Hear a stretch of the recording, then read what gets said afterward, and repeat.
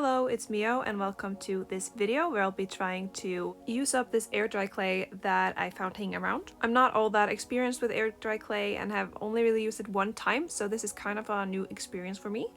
I started by using some aluminum foil to just make a base, because even though I want to try to use this clay up, I still want to get as much use out of it as possible, or as many sculptures out of it as possible. So I started with a round base, and then I also tried to make the bottom flat so that I can stand. I had some very vague ideas in my mind of what I wanted to make, but I decided to sketch them out real quick on a piece of paper just to have the ideas come in front of me so that I won't forget them. So the idea was to make an apple bird, a pear of some sort, I hadn't decided what, and then a orange cat. That is a literal orange and not just orange in color. So after I had sketched these out, I just started with taking some clay out and I mixed it well together before I tried to smoosh it around the aluminum foil.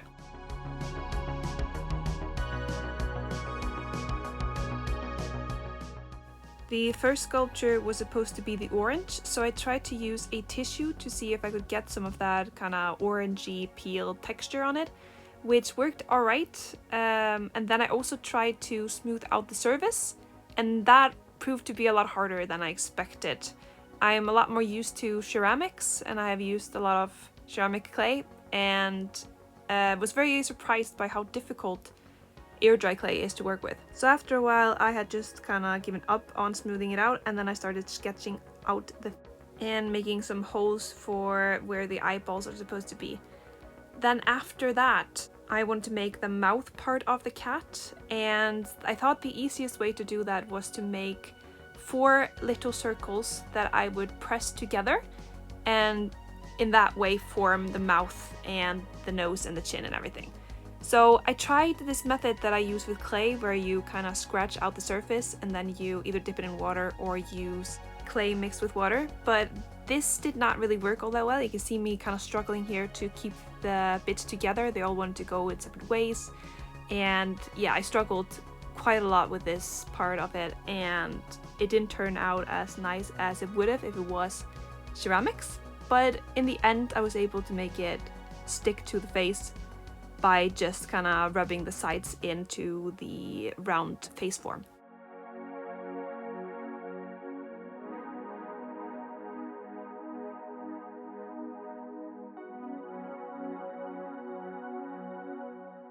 I decided that I wanted some fur texture on my little cat orange, as well as some other textures that I will put on the sculpture later.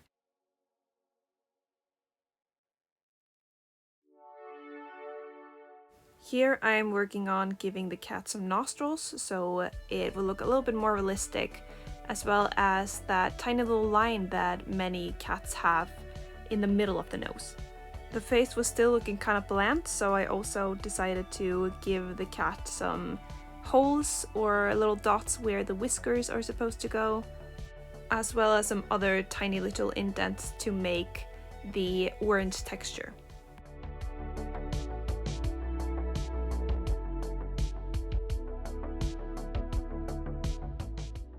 And here you can see me measuring out the eyeballs to try to get them to fit into the eye sockets.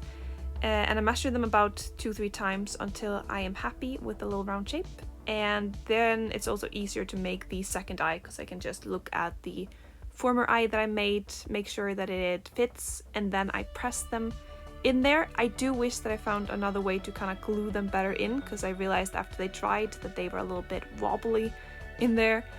Then I made some hot dog shape or round shapes that I used to make the eyelids. These were also kind of hard to keep on, and they always wanted to roll off, so I had to do a few different takes on this. But in the end it worked pretty well, and I really like how the eyelids came out. I did that to the other eye as well until it looked like this. Here I'm just smoothing out some little details before moving on to the next idea. So the next one that I decided to make was the apple bird. So I start by kneading the clay in my hands before I just put it all around the aluminum foil ball, just like I did previously. But in this one I had to shape it a little bit more because the orange is a more round shape while the apple is a little bit thinner at the bottom and a thicker at the top with a little bit more shape. The apple also got a hole at the top, which was a little bit deeper than the orange one. And I also added a little bit of extra clay around just to give it a little bit more height and so it looks a little bit more like an apple would. I also decided to make a tiny little leaf to rest on top of the apple just to make it look a little bit more like an apple. This is something that I kind of regret not doing on the orange because I feel like the orange doesn't really look that much like an orange. Here I am mapping out the features of the bird before making holes for the eyes and then also making the beak. So the beak for this bird is a little bit thicker than maybe a normal bird would have because I decided to model this bird after the northern cardinal. And the reason why I chose that bird specifically is because that bird is red in color, which matched the apple perfectly. Here I'm adding in the eyes just like the orange cat, where it is just some balls that I try to press in. They fall a lot because I don't really know how to get them to stick. This bird also got some cheeks, just for a little bit more dimension and to make it a little bit more lively. After that, it was time for the eyelids, which is the exact same process as with the orange cat, where I just lay some round shapes on top of the eyelids and then I smooth it out with a little stick. I do this with both of the eyes as well as the under eyes to give this a more natural, almost a human look.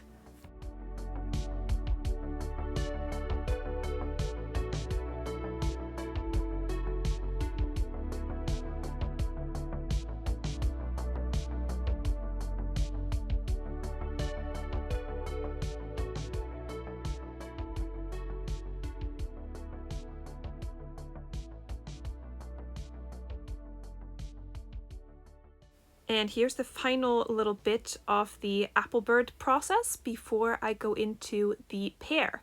So the pear was kind of a mystery at this point. I didn't really know what I wanted to do or what animal I should make it into, but in the end I decided on not making it into an animal at all. I decided while making the other creatures that my favorite process was making the eyes, and therefore the new idea for this pear was an eye pear with a whole bunch of eyes on it. So I started by sketching out where I wanted all these eyes to be, and then I cut them out with my nails, as I did with the previous sculptures, and then it is the same process as what I did with the other animals, where I pretty much just make a circle, I put it in, and then I give the eye some eyelids. I'm not gonna show all of the eyes, because there are gonna be a lot of eyes, but I do show the process of a few of the eyes before I go further into the process.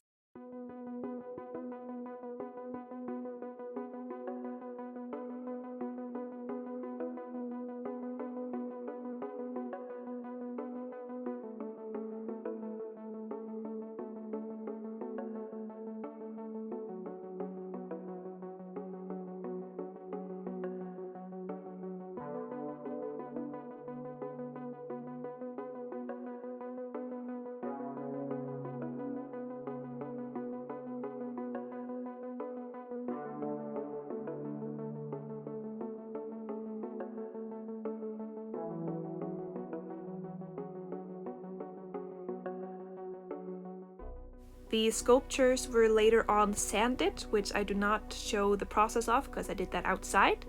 And after I'd sanded them, it was time for the paint. So here I'm just using normal acrylic paint, and I have no idea what I'm doing. I'm just laying down the colors. I started with red for the apple, of course. So here I just start by covering the whole apple in that nice red color before I add any of the other colors and any of the other details.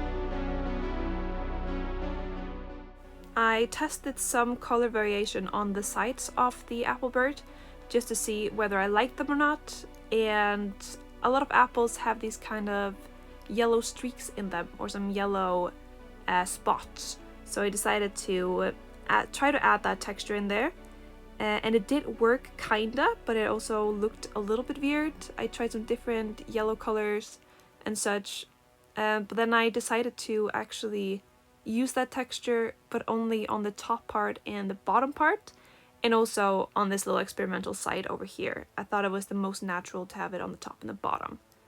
Here I am painting the beak. The beak of the bird that I've chosen is orange, so I added that in there. Here I am adding the brown for the little stick that is poking out, and here is time for the leaf. The leaf was kind of fun. I started with one of the darker shades and covered the whole leaf in that before adding some yellow and blending it out into the green color that was already there. Unfortunately, I forgot to record when I make the black part of the face, so this is how it looked at that point, and I also had to fix the beak a little bit after I added that black part in there. And then I moved on to the little orange that I made. So here I'm just mixing out a nice orangey color before doing the same thing, where I cover the whole thing in said color before adding any other details and colors.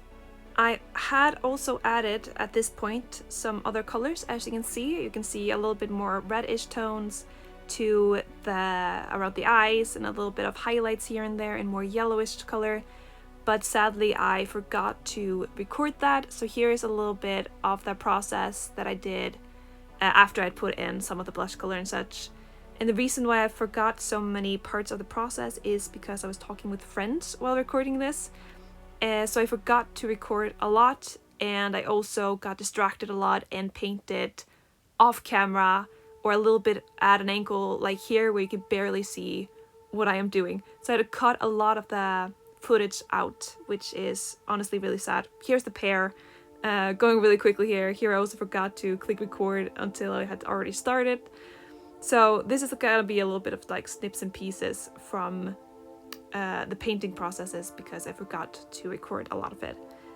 But the pear turned out to be my favorite at this moment. Just right when I started painting it, I was really liking all the eyes. I was liking how unsettling it was.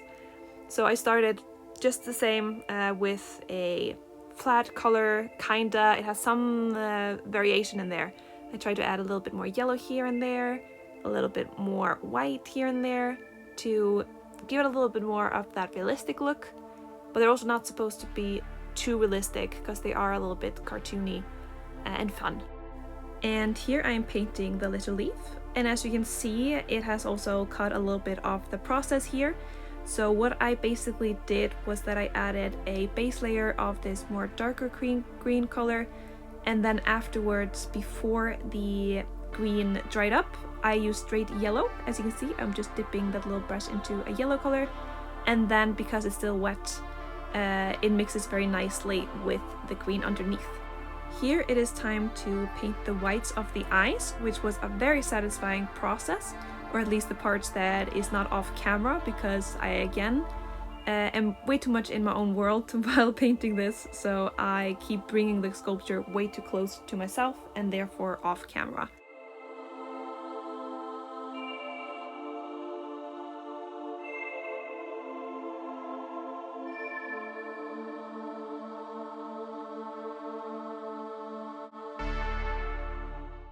And surprise, surprise! Here I've also forgotten to record when I added the pink bits of the eyes, which looks so good, by the way. I love how that looked. It really does a lot for the sculpture. Here I'm painting the eyes, and you can't see. Here we go, now you can see. I decided to add some of the green color back in there, and I only really wanted to add the same colors that were on the sculpture. So, and I wanted some variation, so they're not all gonna be green. I decided on a red eye as well, because the inner corner are red and pink, so I thought it would match very well. And then I also added some yellow eyes later on. Painting the eyes was quite therapeutic for me. I've always enjoyed painting eyes, but I also made them quite simplified by just adding a darker color on top, a lighter on the bottom, and then I kind of tried to make the lighter parts of the eyes even lighter so they almost look shiny, as well as add the little black dot in the middle, which I do right here. And then I also like to add a lighter circle around the black part of the eye to give it a tiny bit more dimension.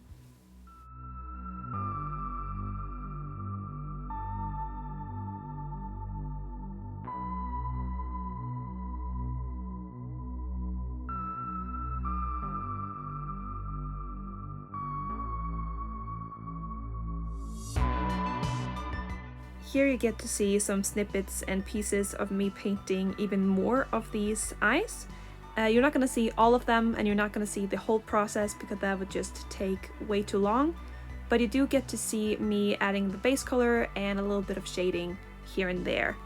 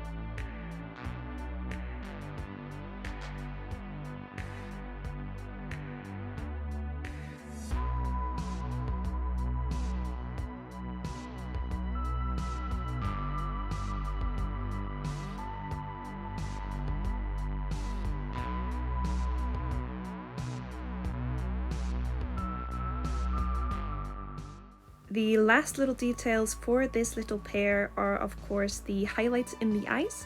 So I quickly add these in, just little dot here and there. Some of the eye shines are going to be a little bit more on the side, and other ones are going to be almost in the middle of the eye.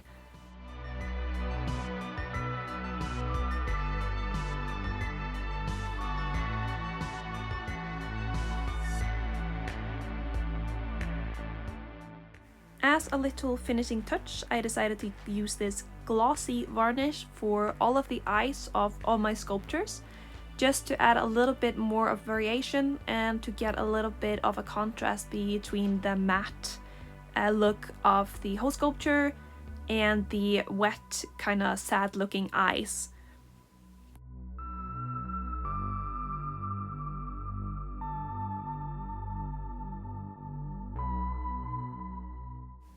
Also, one of the eyes actually fell out during the polishing or the sanding process, and I decided that it would look kind of cool if I just made it look like an empty eye socket, or like the eye was ripped out. So that's what I was going for in that empty eye hole over there. Here is a little final look at the 3 sculptures that I made. Here's the cat, here is the apple bird, and then finally, here is my favorite one, the eyeball pair. So here is a final look at them all 3 together. And I'm actually really happy with these, and I actually have one more pack of air dry clay that is open that I might use for something else fun. Thank you so much for watching this video. I hope you liked it, and I'll see you again next week. Goodbye!